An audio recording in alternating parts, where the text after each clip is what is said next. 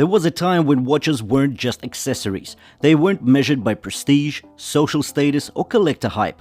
They were built for a purpose, forged from the toughest men on the front lines, in the deep sea, in the wild.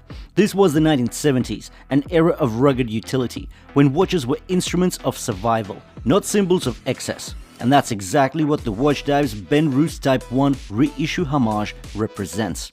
This isn't a watch that demands attention with flashy details or polished surfaces. No, this one lurks in the shadows, built with the mindset of a military-issued timepiece, blunt, overbuilt, and engineered for resilience. It's a watch that echoes the spirit of old-school American military values: hard, conservative, no frills. A timepiece for men who didn't wear watches to impress, but because they needed them to work no matter what. This is the Watchdives WD1792, and this is quite an interesting piece. So the Benrus Type 1 Homage is not the most popular model out there. In fact, out of the 300 videos or so I've been doing reviews on this channel, I've only had one similar watch, and that was a San Martin SN0123, but that one was an automatic. Here we get the VH31 sweeping seconds hand powering on this watch. That was a more sizable piece, definitely a bit more heavy. This one's a bit lighter, but it's interesting. It's nimble and rugged. This is a great watch. I mean, the aesthetics of the original, and we can see it in the stylized Homage. But I want to look at this watch in detail. So let's explore the Watchdives WD1972 together. The link to the listing will be in the description below the video, so do check it out if you're after a sharp price. And now let's dive in and break down this Watchdives.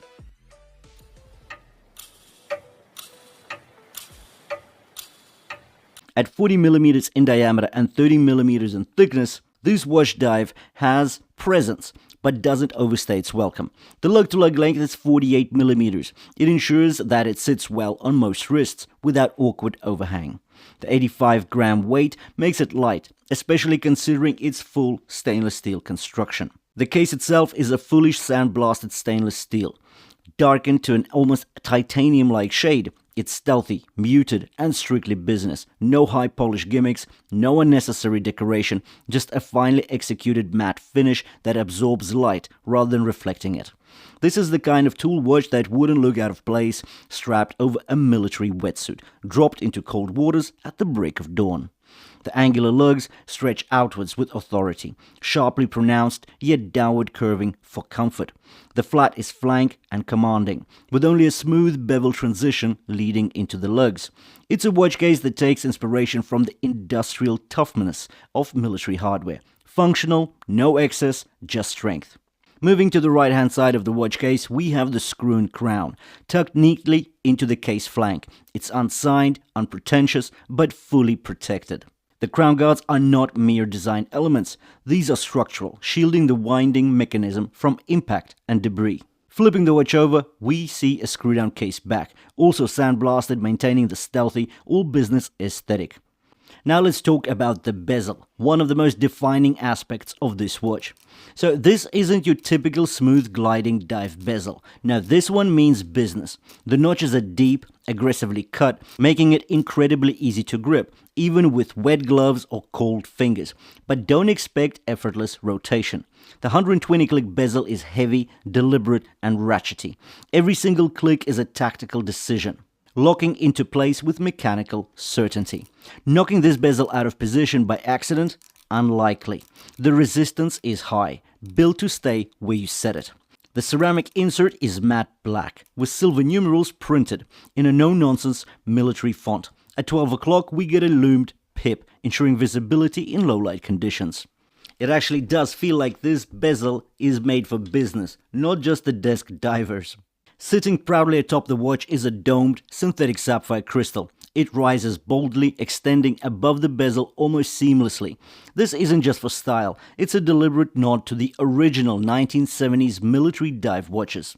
It slightly distorts the dial at certain angles, reinforcing that vintage function over form character. It's thick, durable, and purpose-built, designed to take hits without scratching or cracking under pressure. Look past the crystal and you are met with a dial that embodies the military ethos. Glossy black, but not reflective, just subtly finished to reduce glare. The sterile white indices stand in stark contrast, designed for ultimate legibility. No overcomplicated decorations, just a downward triangle at 12 o'clock, rectangular markers at 3, 6, and 9, and circular plots for the remaining hours. The hands are blunt, strict, and entirely practical. There are no polished edges, no unnecessary curves. The second hand sweeps with the Seiko VH31 movement, creating an illusion of mechanical grace in a quartz-driven heart. And at 12 o'clock, the Watchdives logo sits alone, with just a single 200 meters marking above the 6 o'clock position. There's no excess text. There is no fluff with this watch. The hands, hour markers, and the bezel pip glow with a strong, enduring brightness. The lume is thickly applied, quite long-lasting, and legible. Another treatment to the watch's military DNA. If we talk about the strap, well, it's attached to the 19mm lugs. It's a black nylon strap, rugged, hard-wearing, and as mission-ready as the watch itself.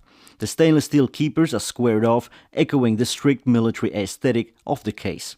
The buckle is unsigned, thick, and built to last. No high polish, no embellishments, just raw industrial execution. Although, let's be fair, if we did have the name of the brand actually inscripted on that buckle, that would be nice, considering, it's a strap. It's a very rugged, it's a very simple strap. So I would expect to have a logo on this buckle. Especially, $60 to $70 is an interesting budget price range. So you're not too budget, but at the same time, you're pushing past that 50, closer to the 100s. So if you are going to have a very simple strap, you might as well have something premium. And that would be the logo on that buckle. Anyway, it's not a biggie, but it's just something to note. So my summary would be, this is not the kind of watch that is flashy, it's expensive looking. No, but it's definitely interesting. It's got a lot of premium materials and components on the watch to make it stand out. I do love the fact that we get this very stealthy, dark gray stainless steel finish on it. And this sandblasted finish, which is almost titanium looking, makes it look interesting. I like this domed crystal, which is also quite tall above the bezel. Everything about this watch is quite interesting. And the San Martin, that was also quite a heavy bezel, but it was almost double the price. For $65-70, I don't think you can go wrong with these Watchdives, if you're after a good military diver or just a field watch. Anyways, the link to the listing will be in the description below the video. Do check it out if you're after a sharp price. Thanks for watching, and I'll see you in the next one.